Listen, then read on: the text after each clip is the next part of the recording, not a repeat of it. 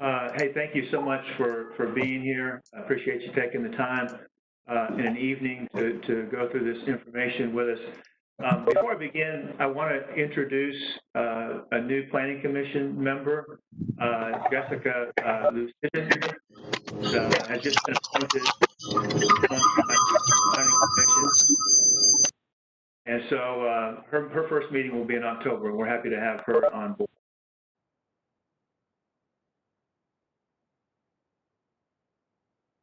Thank you. Welcome.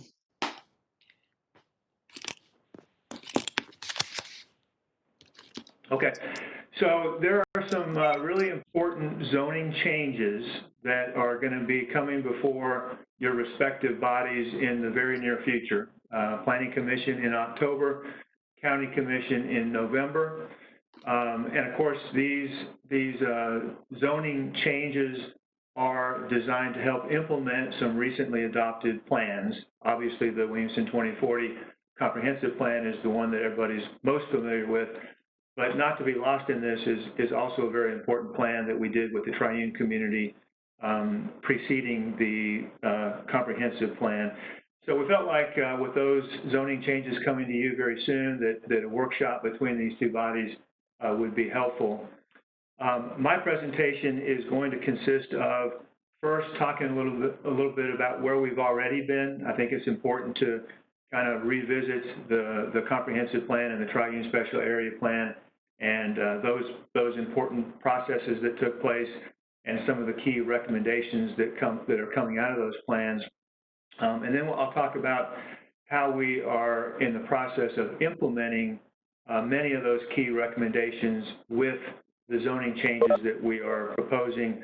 I want to update you on the process that we've been using and kind of what's been transpiring over the past few months. And then we've got two specific map amendments to talk about, and then text amendments dealing with 4 different topics. We'll talk briefly about next steps at the upcoming meetings, and then we'd like to save plenty of time for questions and discussion. So I always like to start these presentations with this slide about community character because I really think that's kind of what it's all about from a planning standpoint, is to identify a desired future character and then take steps to achieve that character. We're really blessed in Williamson County to have tremendous community character. I really think that that's one of the key contributors to our quality of life, and our quality of life is a key contributor to people wanting to locate businesses here and people wanting to come here. So I think it's important that we work really hard to try to preserve and enhance our character and protect it. So that's where the comprehensive plan comes in. So the previous comprehensive plan, which was adopted in 2007, following a pretty extensive public participation process, talked a lot about rural preservation. In fact, I'd say that was the key theme that came out of all the public meetings, was preserve rural character, focus the majority of growth in and around the cities. And at one point during that process, there was a recommendation to implement that idea by reducing rural densities, much as we're doing now. But back in 2007, there was a decision that was made not to change the fundamental residential densities that had been in place for many years. And so there's been this sort of disconnect between a lot of the narrative in the plan and the policies of the plan and the actual zoning that was in place on the ground. And so what that has led to is, some consequences, frankly, that we've been dealing with. And this map really illustrates those consequences. You've seen it before, but just as a reminder, the dark gray areas are the 6 municipalities. The yellow areas are the urban growth boundaries, and the white background are what we consider the rural areas. The red represents development that was already in existence in 2007 when the old comprehensive plan was adopted. And then the purple and blue shades represent development that has happened since. And so if the policy and the ideas of the old plan were working the way they're supposed to, you'd see much more of that blue and purple color located in the yellow areas rather than in the rural areas. But what has happened largely is that development has actually kind of leapfrogged those urban growth boundaries and settled into the rural areas. And so what that has done is kind of slowly chipped away at rural character that people value. And it's also exacerbated a growing traffic problem in the county. You may remember that a few years ago we did what was called a comprehensive traffic strategy, and that report, kind of highlighted the fact that based on the policies, the development and land use policies that had been in place many years, if those were to continue, that traffic problem was just going to become more and more acute, and that eventually it would be county users in rural areas that make up the majority of the traffic in those areas. And so it was actually that comprehensive traffic strategy report that recommended that we revisit the fundamental densities in rural areas and update the comprehensive plan. Oh, sorry. Okay, and so that's presented some concerns, and of course those concerns are only magnified by the population projections that we're all familiar with. And so we really felt as we embarked on the comprehensive plan process that we were in, truly a fork in the road moment where we really had to decide in that comp plan process once and for all, does the county still want to preserve rural character and focus the majority of growth in and around the cities, or do we want to just concede that the continuation of the sprawling development in rural areas is acceptable and that those previous policies were no longer acceptable? So that was kind of the main question that we felt like needed to be answered in the comp plan. We had a ton of public input, as you remember, and we basically, heard that the community reaffirmed the fact that they did very strongly desire rural character preservation and strategic growth. And in fact, I think those voices were louder this time than they were back in 2007. So you remember the scenario planning that we did during the comp plan. You've seen these maps before. One scenario was business as usual. What would happen if the county were to develop under those existing development policies? What would that look like versus what would it look like if the rural areas were zoned 1 unit per 5 acres, and then corresponding changes were made to the urban growth boundaries where they functioned the way they were supposed to function initially. And you'll remember that the conclusion was that not only did that second scenario much more closely align with what the citizens had said that they wanted, but it fared much better from the standpoint of transportation and roadway improvement needs, shaving over $100 million off of what those roadway costs would be just on county roads. And then I think significantly, it showed that there would be a cumulative cost to serve savings of about $3.5 billion over the next 20 years, which of course in a county like Williamson County, that's important where we pride ourselves on being fiscally conservative and responsible and keeping taxes low. So we feel like that through that process, we answered the question, and the answer was that we sure do still want to preserve rural character and focus the majority of growth in and around the cities, and that was kind of reflected in the votes to endorse and adopt the plan back in May.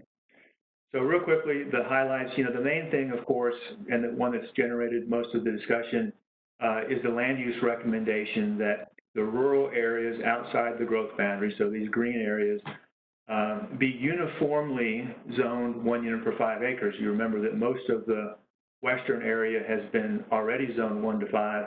Most of the eastern area has been zoned 1 to 1.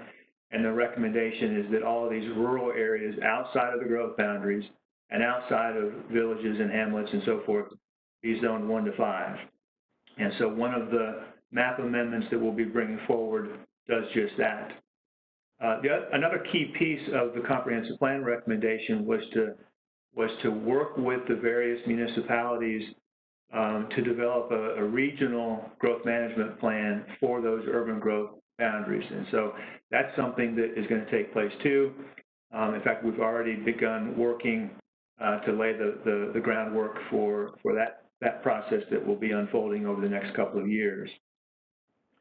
Finally, I'll mention that the plan has a ton of various recommendations on various topics, including additional rural protection strategies, strategies for dealing with transportation and infrastructure, and then overall quality of growth and development. I've highlighted a few bullet points only because those are things that we are beginning to tackle now with these zoning changes. So you can see this is the implementation chart from the comprehensive plan. Probably hard to read, but changing the rural densities is located here. That's obviously a high priority. The conservation subdivision regulations that we'll be talking about during this meeting will be bringing to you some changes on our year one topic, as well as some of those traffic issues. So we're on track in terms of meeting the timelines for those. Okay, not to get lost in the shuffle is the Triune Special Area Plan. We were kind of wrapping up working with the Triune community during the comprehensive plan process, but we felt very strongly that it was important to take the zoning changes associated with both plans to you all at the same time. Real quickly, you'll remember that we divided the Triune study area into 4 different character areas. Character area 1 in green, 2 in blue, 3 in yellow, and 4 in pink.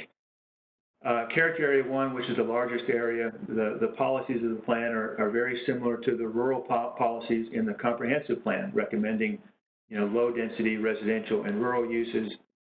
Character area 2, which was that blue area, located around the major intersection there of 96 and Horton Highway and Nolensville Road, where the plan recommended mixed-use development, where there would be restaurants, retail, office, and residential. Character area 3, south of there in what you saw in yellow, adjoining the interstate there at 840, where similar uses as character area 2, but a little bit higher intensity in larger buildings was contemplated. And then character area 4, which was in pink, strictly a residential zone area, but recommended higher density than that character area 1.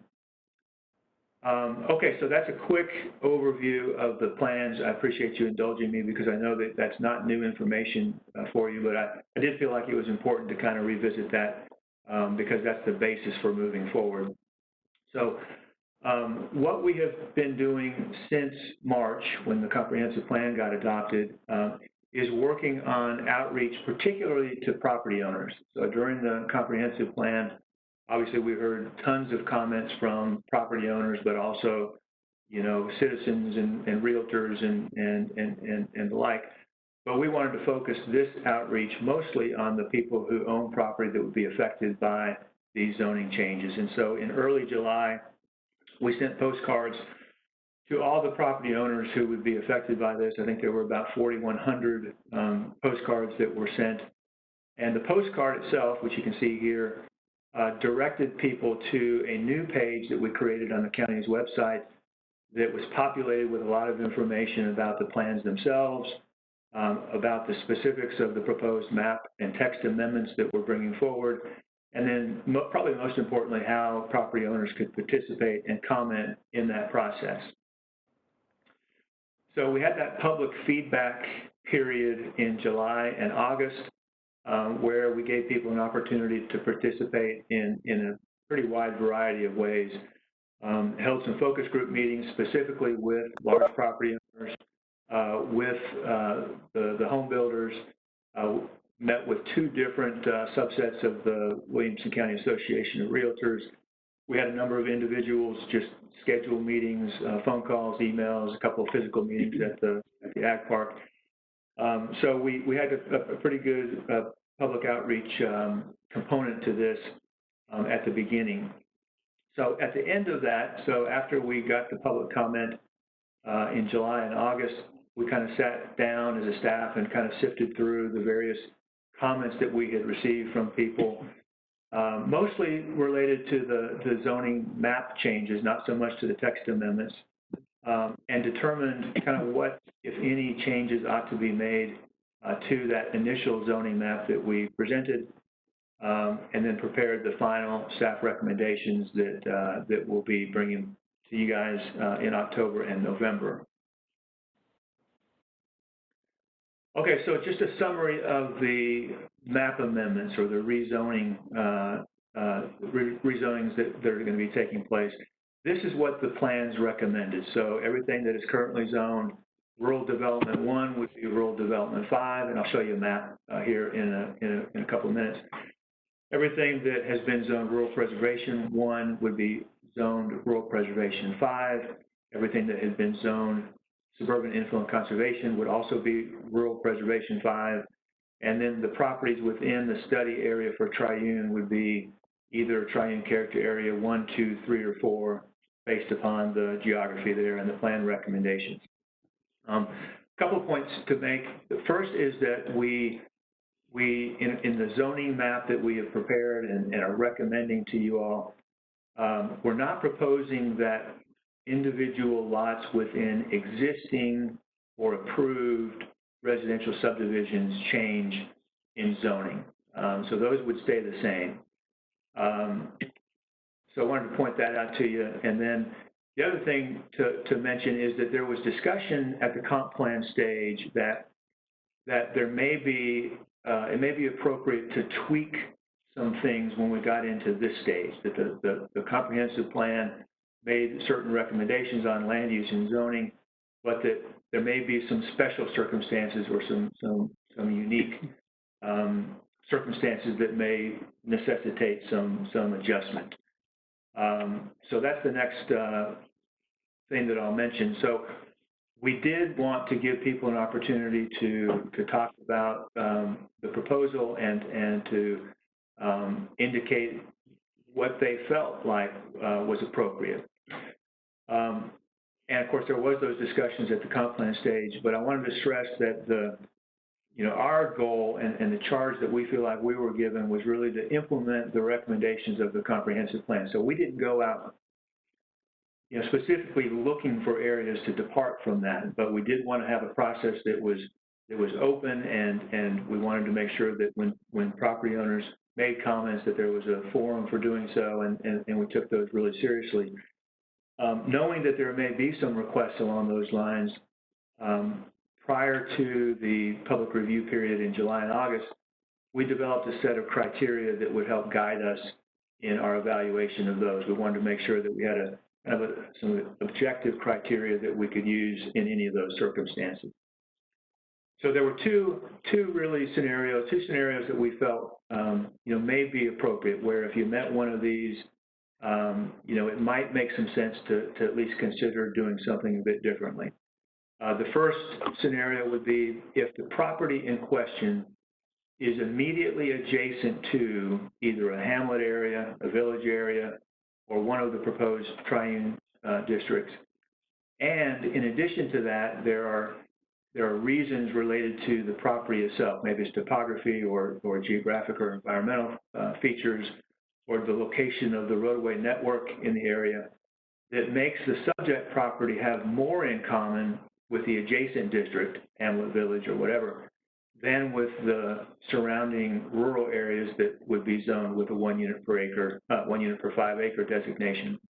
The other scenario that we wanted to evaluate requests by is that if the property in question is bordered on at least 3 sides by 1 or more existing approved subdivisions, basically a 1 unit per acre designation, or at least less than 1 to 5, and or property, in the hamlet or village or one of the triunes. So we felt like those were the criteria. We didn't feel like that was opening it up too far, but we also felt like that those were scenarios where it would make some legitimate planning sense, sometimes to make some slight alterations. We did have a number of requests to treat their property differently, and we evaluated all of those. We decided that it did make sense in a few circumstances to propose that the zoning either not change from its current zoning or change to one of those adjacent zoning districts. And there were other cases where we evaluated it and said, it really doesn't meet the criteria, and did not make a recommendation for a change. So there weren't many, but there were a few. And those are reflected in what I'm showing you now, which is the existing zoning map on the left and the proposed zoning map on the right. And so you can see the difference between the green shade here and the green shade here is really just whether it's on the east side or the west side. Those our D5 zoning districts and our P5 zoning districts are virtually identical. So that's the distinction there. But you can see that pretty closely represents what the comprehensive plan was showing from a land use and zoning standpoint. Most of what you see that's not in that darker shade are those existing subdivisions. This is that triune area. And then the changes that we made after considering public comment are really concentrated right in this little area over here. Okay, so those are the map amendments that we're bringing. We're going to bring those in two separate amendments. The first one dealing with the comprehensive plan recommendations, essentially going to 1 to 5 in the rural areas. And the second map amendment or rezoning will be the triune zoning districts based on the triune plan. In addition to those map amendments, we're bringing forward text amendments, so actually changing the zoning ordinance language related to 4 different topics, and I'll cover those briefly individually. So the first one is the triune zoning districts and development standards, and so the text amendment that we're bringing forward would establish those new zoning districts, so there'd be character area 1, 2, 3, and 4 zoning districts based on the plan.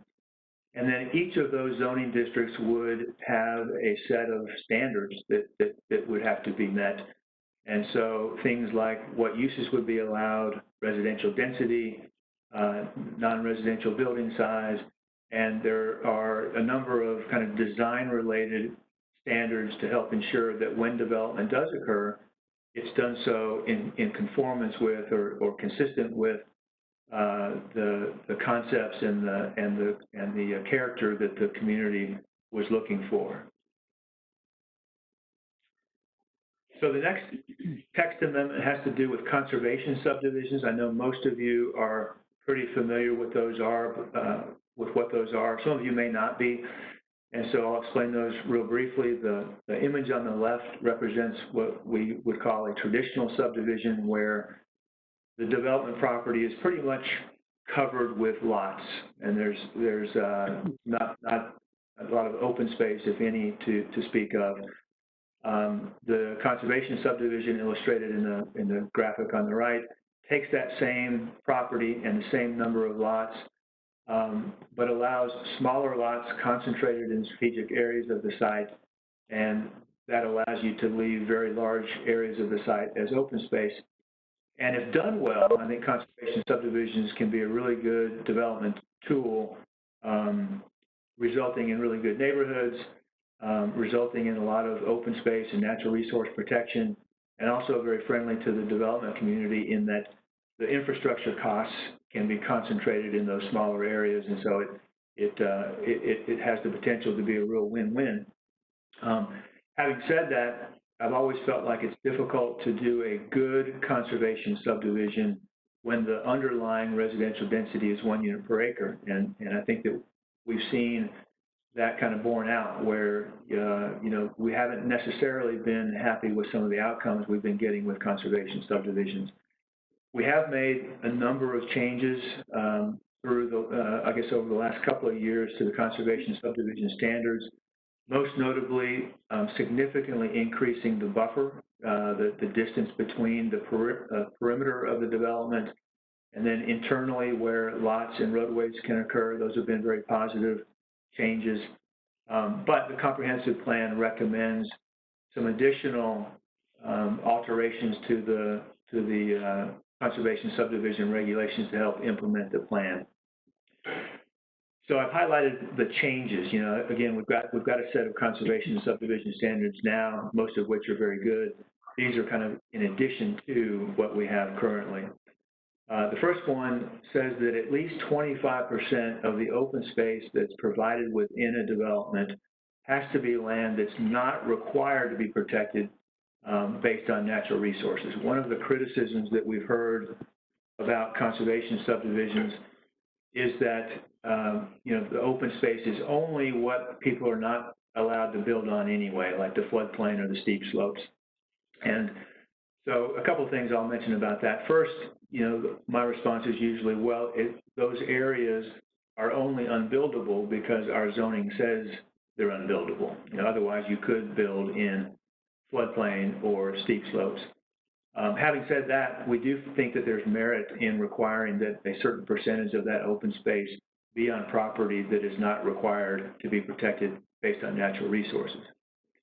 The second one, one of the other criticisms that we've heard is that open space is sometimes provided in one big chunk over here, whereas the rest of it looks like any other subdivision is just filled with lots. And so, and there was a feeling that open space hasn't necessarily been integrated very well throughout the development. And so there is a proposal that would require would allow no more than 8 lots to be located in a row on the same side of the street without being interrupted by open space. We feel like that would be a good tool to make that open space more integral to the development. At one point, the comprehensive plan recommended a minimum lot size of 1 acre for conservation subdivisions in the 5-acre district.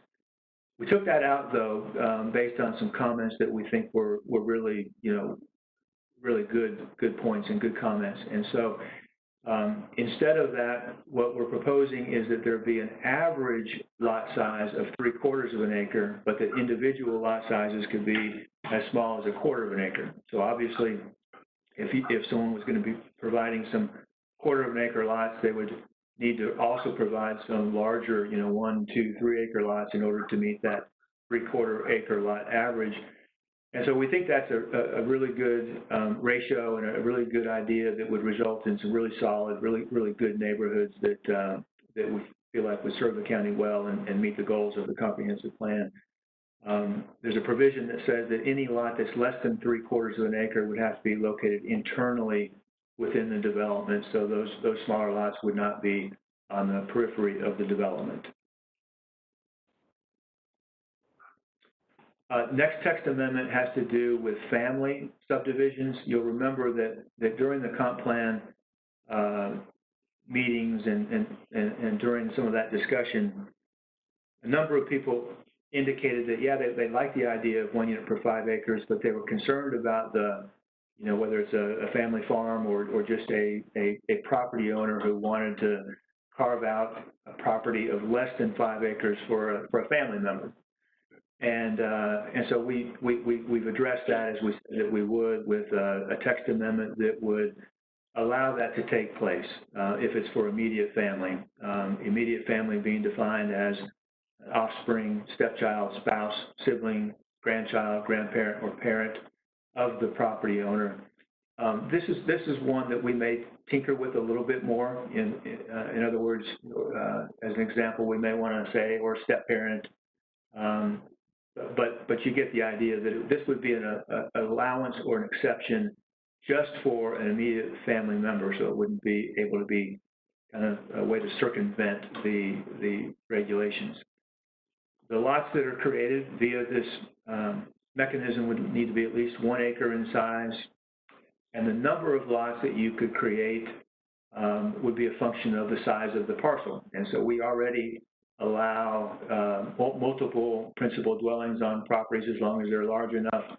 So that same concept is also proposed here, where the larger the property, the more lots of less than 5 acres for immediate family members could be created in order sorry about that. So that this wouldn't be something that would be abused and a way to circumvent the density regulations. We will require the property owner and the receiving property owner to sign an affidavit certifying that the subdivision meets the criteria, and then there would be a requirement for a restrictive covenant that would prohibit the transfer of the lot to a non-family member for a period of time.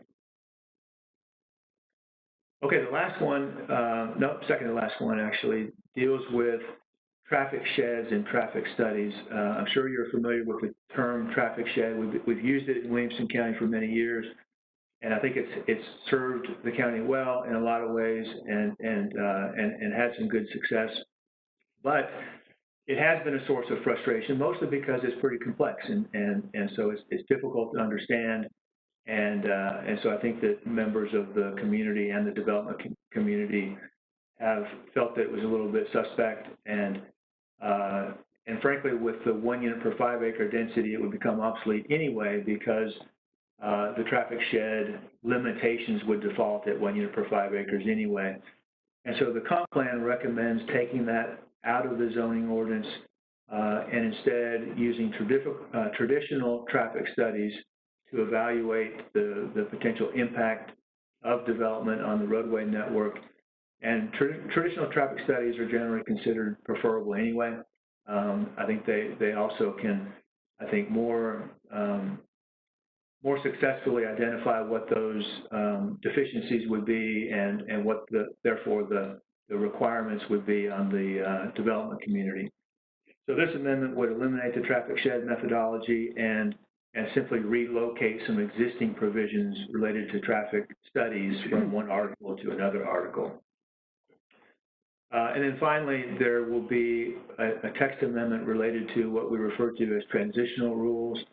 And this simply clarifies existing language that's in the zoning ordinance and a long-standing county policy that any applications that are submitted and accepted as complete before the effective date of an amendment to either the zoning map or the zoning ordinance would be reviewed and decided in accordance with the regulations in place when the application is accepted.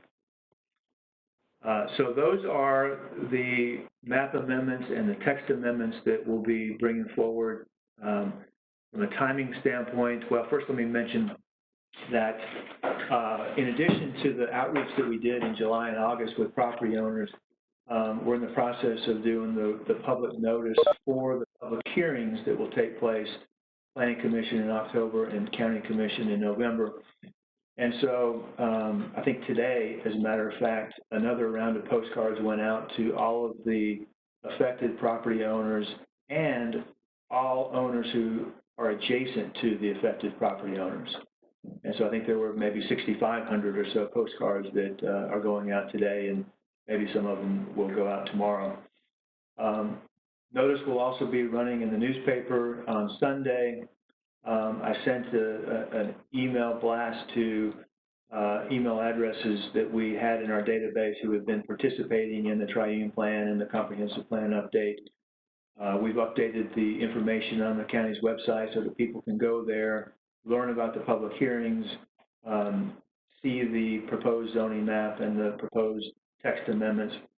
And then by the end of the week, we're going to go out and much as we did when we kicked off the comprehensive plan and put out those 2040 signs at various locations in the county, we're going to put out signs so that people will get a written notice and they'll get other ways of finding out and participating, but the signs in the community will be something that we do in addition to that. So in terms of next steps, again, the Planning Commission is scheduled to hear these amendments in October, so there will be a number of public hearings associated with these. Of course, the Planning Commission's vote is in the form of a recommendation to the County Commission, and then the changes would go to the County Commission on November 9th. Again, public hearings related to these, and the County Commission vote would be adopting these amendments. One thing that I'd like your feedback on this evening is the effective date. That's something that I think that the community would like to know, both the development community and the public at large. And typically when the County Commission adopts a zoning amendment to the ordinance or a rezoning, that becomes effective immediately upon adoption, and that is an option. The other option, and that's done before with the previous zoning changes that we made on a wholesale basis with the current zoning ordinance, is that the County Commission could establish an effective date that is further out than November 9th. And again, this is the point in this meeting where we'd like to, field your questions and have discussion, but we specifically love your feedback on the effective date issue. So with that, I will stop now and open it up to questions and discussion.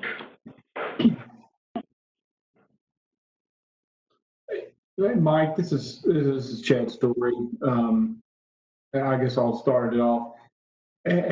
From an effective date standpoint, I mean, what is the feedback that you've been given in terms of, from your talks directly to the community? I know most of the people I've talked with would like to see this executed pretty quickly because, everybody's putting the gas down on anything that was potentially planned. They're trying to get it done more quickly than waiting. But so my guess or my vote would be to how quickly we can implement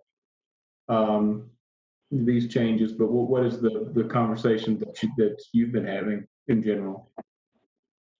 So it's ranged. I think that generally speaking, a lot of the citizens expressed what you expressed, that they'd like it to go into effect as soon as possible, and that's an understandable point of view. The other side of that we're hearing mostly from the development community is that if there was an effective date that was sometime further out, that would give them time to get subdivisions in the door that they've already been working on and spending money, working towards. So, we've heard kind of both sides of it. Yeah, and a quick follow-up. Yeah, things that are in process. Yeah, we definitely. Yeah, in my opinion, we don't want to destroy things that are already in process. But I think the other issue is from what I've heard, at least from a couple of developments that jumps, that kick-started based out of response to the potential changes. There's been some procedural issues and questions and things to try to meet a deadline. That's one thing that I'd like to make sure it doesn't happen is folks jump on the train to hurry up and get things done in order to meet deadlines and not completely do the due diligence and put the thought that really that is required to make a quality development. That's kind of what I want to help quell is people trying to run too fast to get ahead of the deadline and not provide a quality product in terms of a development. But folks who have already had things in process prior to this, yeah, I would definitely want to accommodate something like that. But thank you, Mike. This is Rose, and I, being a triune planning committee person and living here in Triune and being surrounded by two large developments that have just already kicked off down here on 96. I personally am going to say that I would just as soon this was adopted, the effective date would be immediate. And in regard to the comments made just prior to mine, I believe that Mike's staff would be able to catch those things that any developer would be trying to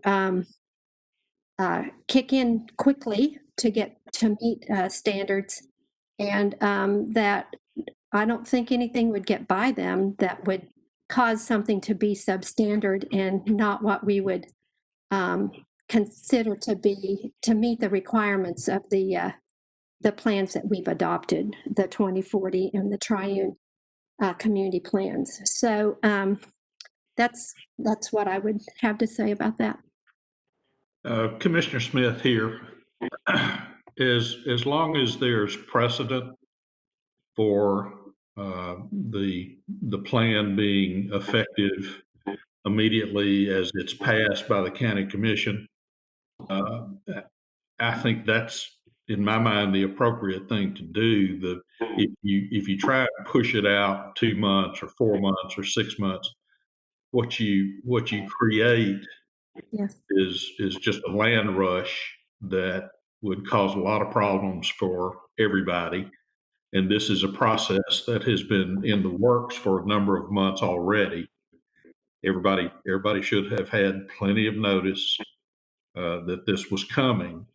And it's always been my view that if you've got a difficult and contentious decision to make, the quicker you make it, the quicker it's over with.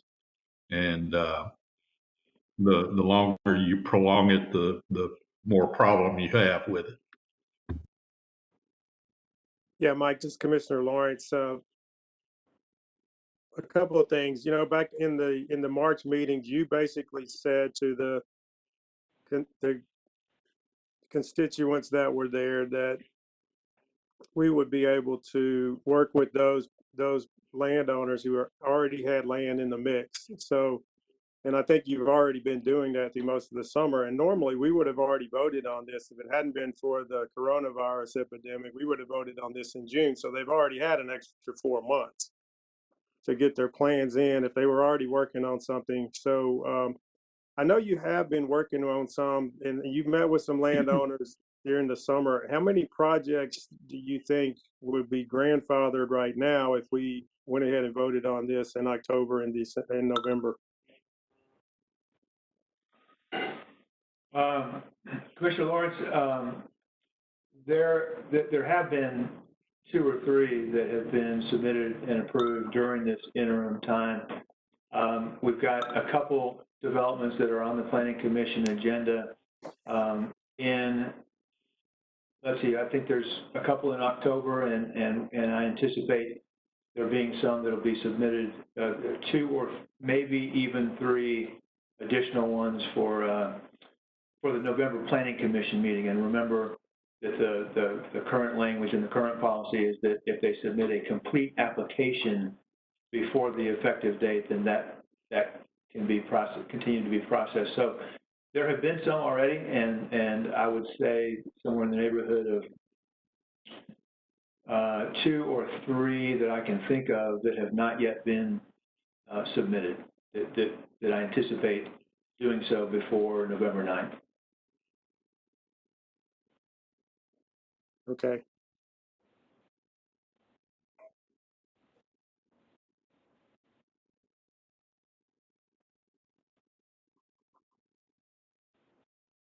This is Rhonda Rose again. I'm going to pop back to when you were talking about the conservation subdivisions and the family subdivisions specifically.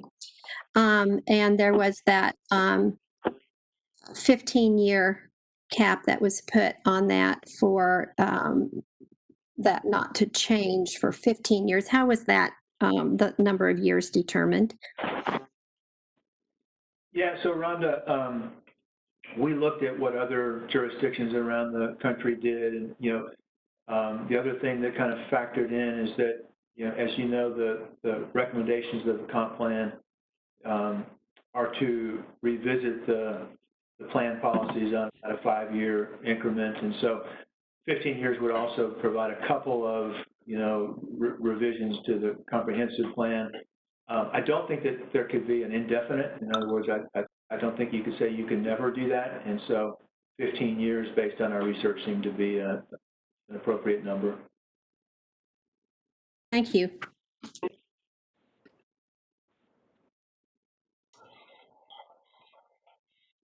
Hey, Mike, this is Sammy McCoy again, following up on what Rhonda just asked on the family subdivisions. And it could just be my misunderstanding or misinterpreting the slide you had, but you had what keeps a landowner, yeah, there you go. So if you're 10 acres, let's say you're 10.5 acres, what keeps that family from dividing that into 2 5.25 acre lots and just building a house on it? Because can't you still build on 5 acres? Absolutely. Yeah, you can. What this would do, Sammy, is allow the creation of a lot that's less than 5 acres in size, even when the zoning changes to, essentially require 5-acre lots otherwise, under those unique circumstances, if it is created for a immediate family member specifically. Okay, so you could create a 9-acre and a 2-acre lot. I follow you now. Okay. Yeah, exactly.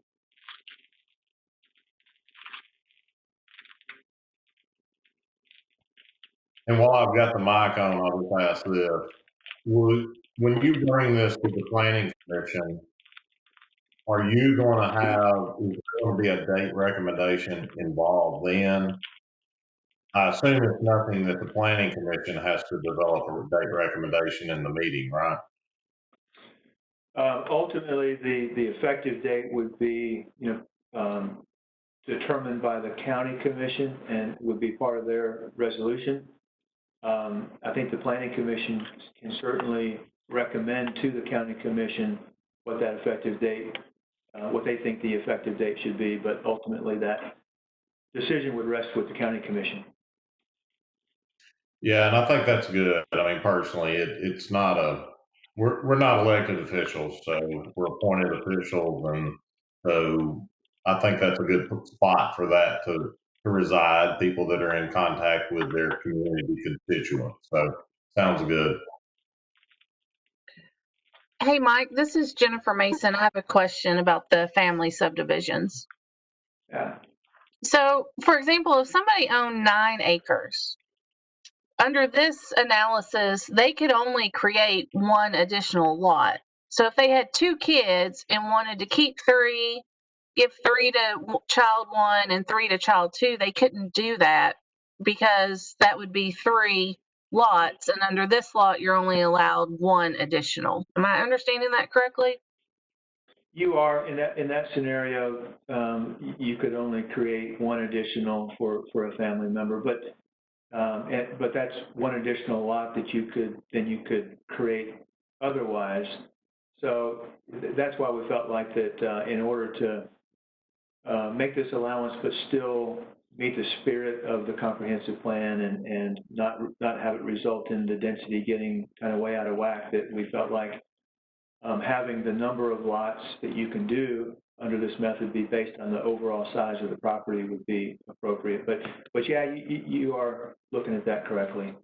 So then if somebody was in that position, is it just a straight up hard no, or is there a process where they could bring it to the planning commission, ask for a deviance because they've got 9 acres, whereas if they had 10, they could do it? Or is it just simply, no, there's no deviance, it's not going to happen? Like anything that is a zoning ordinance provision, that there's the relief would be requesting a variance from the Board of Zoning Appeals. Now, whether that be granted or not under that circumstances, maybe not, but that would be the vehicle for doing that. Okay. All right. Thank you. And Mike, to jump on, unless I missed it, I'm sorry, but all of this is predicated based off of septic and other issues that have to be, just because you can potentially do an additional 5, the property would have to be able to be suited for the proper septic for the additional lots, correct? I mean, That is correct. Yeah. That's one thing that I have talked with a lot of people of, if I have 10 acres, you're potentially reducing my 1 lot per acre to basically 2 lots. But if you're sitting on a hillside that's kind of or a very rocky soil, that would be hard pressed to set to perk for 1 unit over 10 acres.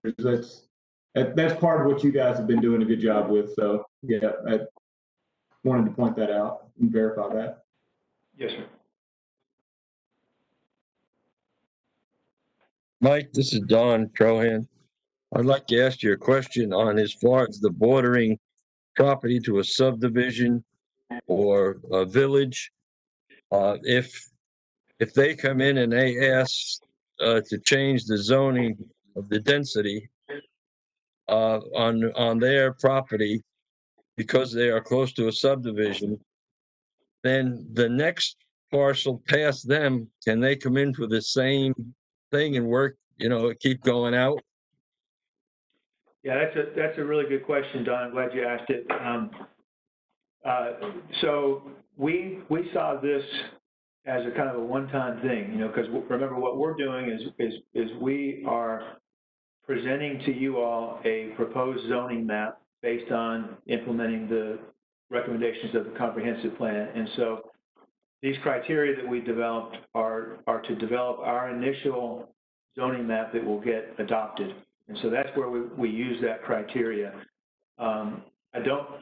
So we see this as kind of a one-time thing so that it couldn't just build upon itself and then all of a sudden, because you've got this contiguity that it spreads. Now anyone can always request a rezoning, and they may make that argument, but that would not be consistent with the comprehensive plan, and so I wouldn't think that would be approved.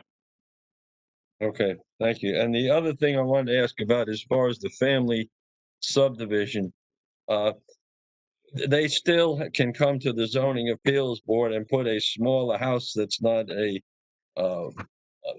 connected to a separate lot, if they had it like for a mother or mother-in-law or something like that. Is that correct? That is correct, and I'm glad you brought that up too, because we do allow for, under certain circumstances, multiple principal dwellings, but we will always allow accessory dwellings, and so that would provide another opportunity for a family member to live on the property. Okay, thank you. Mike, this is Commissioner Paul Webb. On Mr. Cronin's question, I'm going to follow up that. Is it possible to put legal language in that you could get that variance he spoke about by creating a new subdivision only at the existing zoning? So when this goes into effect, it's only that land that currently touches. Can you put that in there? Because I can see the point. People could ask for variance and it's a domino effect. So I think that's a good point he's brought up. Commissioner Webb, do you mean the point about the criteria that we developed, and if they're adjoining something that gets developed, and all of a sudden they meet that same criteria? Exactly, because I think the point that Don was making is that person A adjoins a subdivision that's already approved, so they are given the right to create a subdivision. They create it, then the person that adjoins them decides they're going to create it. Where does that stop? Or can you put language in that says when this goes into effect, it's only those parcels that adjoin an existing subdivision at this point to kind of stop that spread? I'm following you, and I think that I may have inadvertently led to some confusion, because when I was talking about the criteria, this is not language that is going to go into the zoning ordinance. So this won't be in place for someone to say, for someone to be able to use this criteria. We only developed this kind of, informally to help us prepare this zoning map.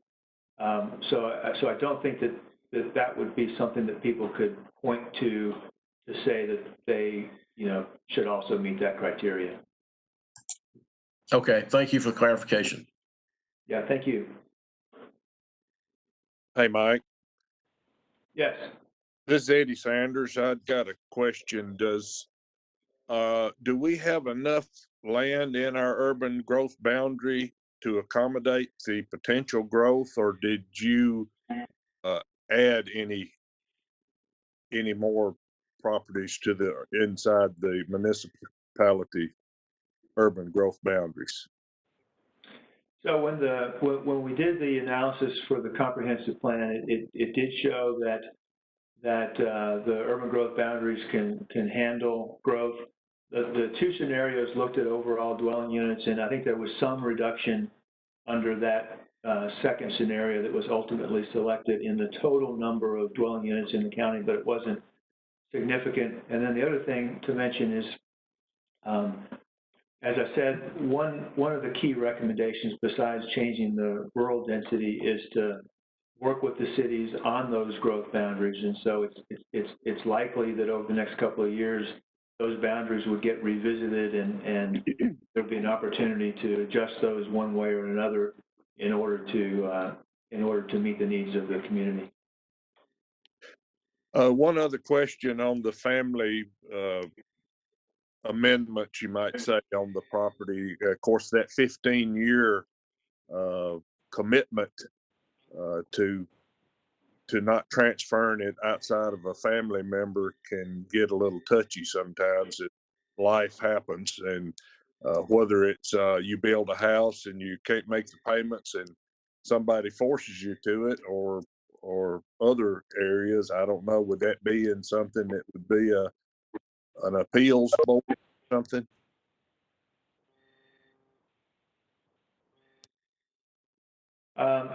You know, I think Commissioner that Sanders, would, this is Christy Ransom. That's not something that would be appealable to the BZA, but if that becomes a criteria, that's an issue. It's a text amendment to the zoning ordinance, and so that's something that staff would have to look at and go back to the county commission to consider. The same with the earlier question from Commissioner Mason. You know, if the criteria that's established now, once it's adopted, if it's in practice for a while and we see that it needs to be tweaking, then it's something that we could come back and tweak with the county commission and the planning commission through a text amendment process. But that's not something that would be appealable to the BZA, because that would be the equivalent of a use variance. The BZA doesn't have the authority to do that.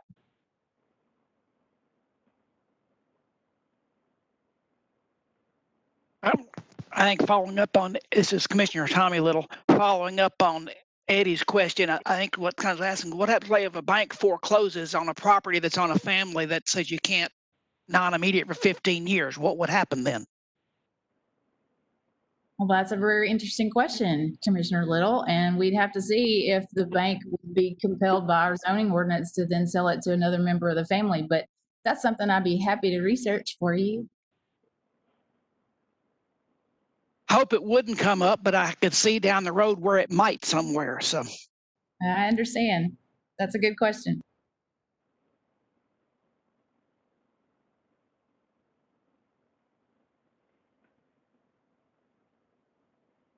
Mike, Other this is questions?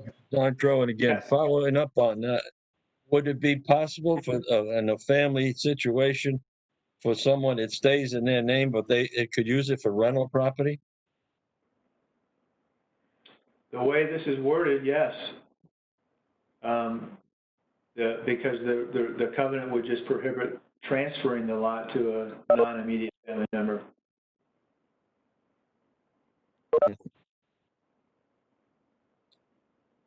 Okay, I can see that being abused.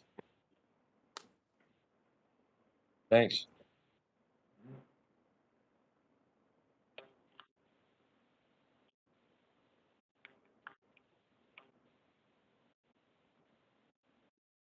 Other questions?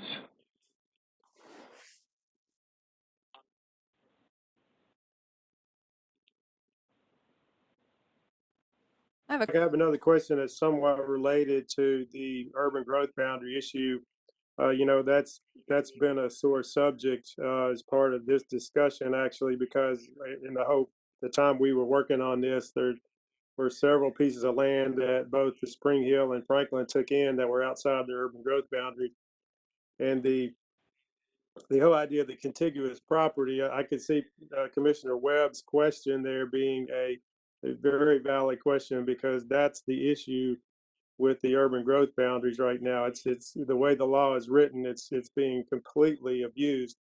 So yeah, I know the mayor, we talked about having a summit with the other, all the municipalities. Do you know where we are on that? Have we had any more discussions about getting together with them to have a summit to discuss that? Yeah, that's a good question, and the answer is yeah. We've been laying the groundwork for that, mostly kind of internally at the county level thus far. We asked county commission and you all appropriated some funds to be used in that process. And so we've been talking with Greg Dale, who has been helping us on a variety of things, including the comprehensive plan, starting to look at the symposium that we've talked about as kind of the kickoff to that process. And so, yeah, that's in the works. We've always known that that's something that will take some time, but we're working on it currently. And once we get the zoning changes in place, then that'll kind of move to center stage. Okay, I see the mayor's coming on here. Mayor, do you have any comments about that? No, Mike was explaining the same thing. That's something we have to do. The COVID has not helped that, this pandemic, getting everybody together. But I know that Mike and the folks upstairs and the fourth floor we're working on that. That's a piece of this puzzle that's really part of the overall health of our county, getting cities and counties to be able to get back together and try to figure out the answer to a lot of this. But Mike is correct. I mean, we have to do that because that piece you mentioned is the critical piece. Nobody's really got a good answer for that right now.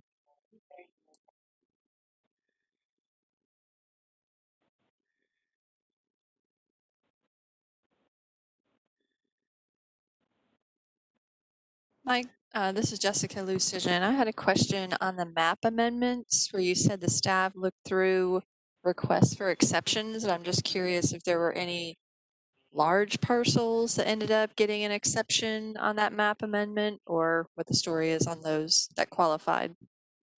That's a good question, Jessica. There were a couple of fairly large parcels in that area near where Kings Chapel is and Hardeman Springs, where I think it's called Fiddler's Glen was just approved, that met that criteria, kind of tucked between those developments and 840 and then next to the Triune Character Area 4. And going back to the map, bear with me for a second here. So those areas were right in here. And while there are a couple of those, were reasonably large, if you look at the overall picture, it's fairly small in comparison with the rest of it. But those properties we felt like really did meet that criteria.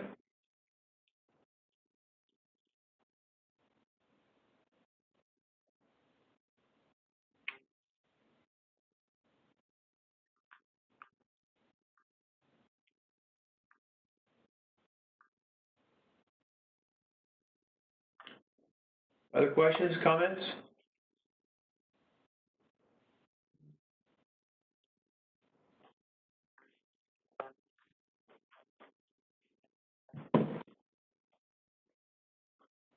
Anybody else? Hey, Mike. Yes. This is Commissioner David Landrum, District 10. I want to really thank Yes, you sir. for the attention. We discussed this at length during the process about the family situation, and I know we've got a few tweaks there, but I really appreciate the attention to that and how important that is to these families that have small farms and want the relatives to live on property.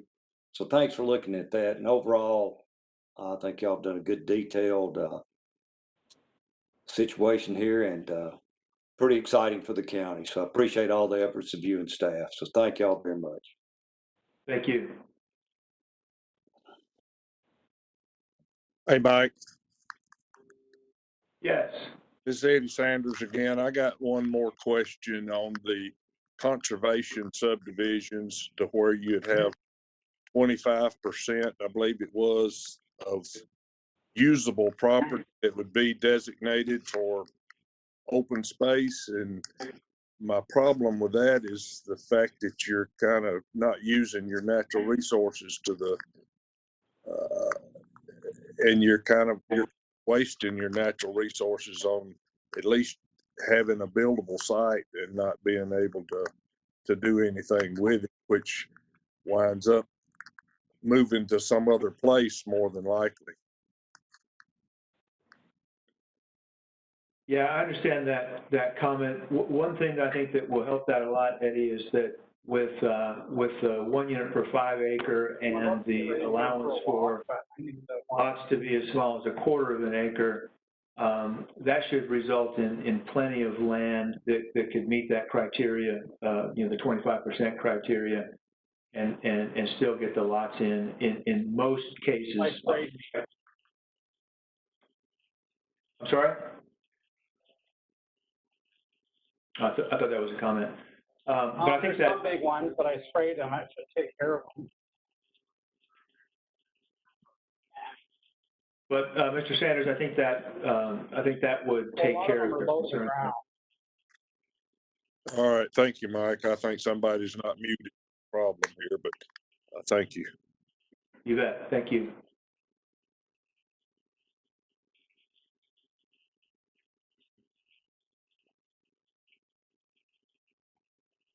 Other questions or comments?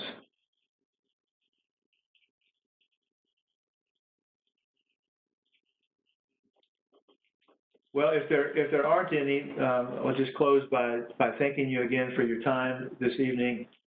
If you do have questions between now and the October Planning Commission meeting, County Commission meeting in November, don't hesitate to call or email.